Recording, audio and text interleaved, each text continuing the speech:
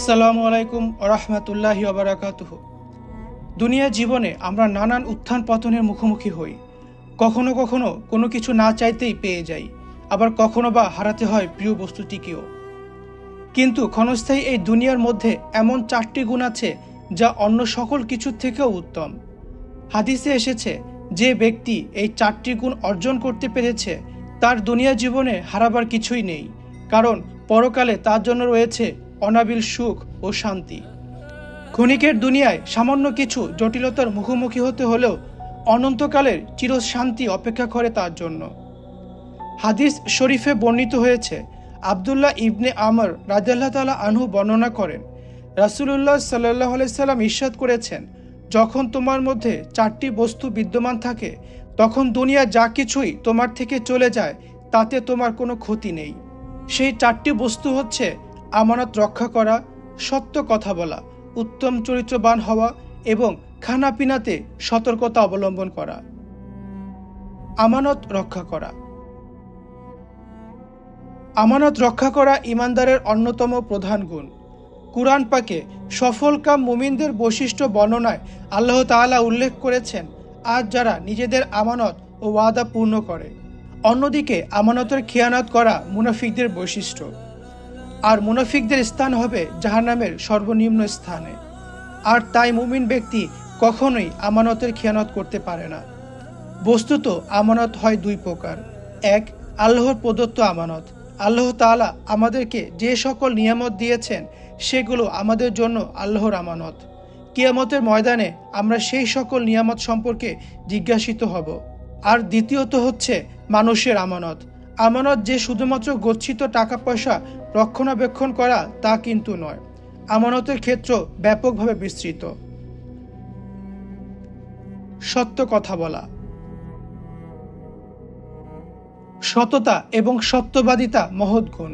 কুরআন ও হাদিসের বিভিন্ন জায়গায় সততার ফজিলত বর্ণিত হয়েছে এবং সত্যবাদীদের তারিফ করা হয়েছে। বলা হয়, সত্য মানুষকে মুক্তি দেয় আর মিথ্যা মানুষকে ধ্বংস করে। এক হাদিসে এসেছে, মুমিন কখনোই মিথ্যা কথা বলতে পারে না। সাফওয়ান ইবনে সুলাইম রাদিয়াল্লাহু তাআলা আনহু থেকে বর্ণিত, তিনি বলেন, রাসূলুল্লাহ সাল্লাল্লাহু আলাইহি সাল্লামের কাছে কেউ জিজ্ঞেস করল, মুমিন কি ভীরু হতে পারে? রাসূলুল্লাহ সাল্লাল্লাহু আলাইহি সাল্লাম বলেন, হ্যাঁ। আবার জিজ্ঞেস করা হলো, মুমিন কৃপণ হতে পারে কি? তিনি বলেন, হ্যাঁ। আবার জিজ্ঞেস করা হলো, মুমিন মিথ্যাবাদী হতে পারে কি? রাসূলুল্লাহ সাল্লাল্লাহু আলাইহি সাল্লাম বলেন, না।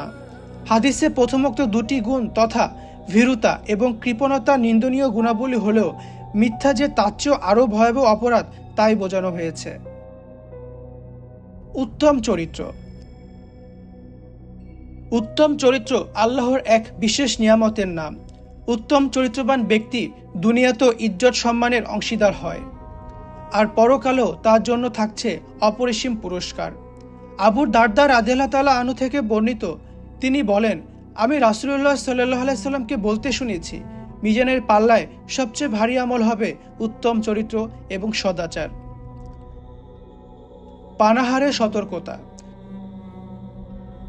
দুনিয়া জীবনে পানাহারে বুঁদ হয়ে থাকা মানুষের জন্য সমীচীন নয়, কেননা এটা জীবজন্তুদের বৈশিষ্ট্য। পানাহার মানুষের দৈনন্দিন চাহিদার অংশ, কিন্তু এটিকে যখন আমরা আমাদের মূল লক্ষ্য বানিয়ে নেই তখন তা আমাদের জন্য নানা দিক থেকেই ভয়ঙ্কর হয়ে ওঠে। তখন হারাম উপার্জনের নেশা মানুষকে উন্মাদ করে দেয়। তাই মুমিনের দায়িত্ব হচ্ছে, সে যদি কম খেয়েও থাকতে পারে তবুও সে হালাল খাদ্য গ্রহণ করবে। হারামের কাছে সে কখনোই মাথা নত করবে না, কেননা হাদিসে এসেছে, আর যে দেহ হারাম খাদ্য দ্বারা গড়ে ওঠে তার জন্য দোজকের আগুনই উত্তম। বস্তুতপক্ষে দেখা যায়, যে ব্যক্তি এই 4টি গুণ অর্জন করে নিতে পারে সেই প্রকৃতপক্ষেই সফলকাম হয়ে যায়। ফলে দুনিয়াতে সে যাই হারাক না কেন তাতে বিচলিত হয় না। আল্লাহ তাআলা আমাদেরকে এই 4টি গুণ অর্জনের তৌফিক দান করুন। আমিন।